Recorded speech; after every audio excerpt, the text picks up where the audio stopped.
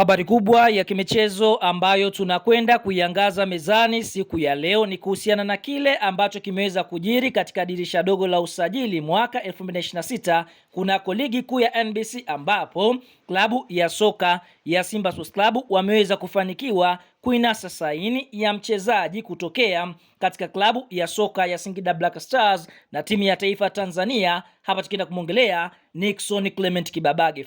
Kibabage ni mchezaji mwenye uwezo mkubwa wa kucheza eneo la fullback namba 3, vile vile ana uwezo wa kucheza winga namba 11. Katika kipindi chake kabla kuitumikia Simba amewahi kupita katika klabu ya soka ya Yanga, Singida Black Star, Difa ya nchini Morocco, bila kusahau amewahi kuichezea klabu ya soka ya Mtibwa Sugar kutokea mkoani Morogoro. Kwa hiyo kwa sasa katika eneo la ubavu wa kushoto wa klabu ya soka Simba litakwenda kuhudumiwa na mchezaji Nixon Kibabage sambamba na mchezaji Anthony Mligo.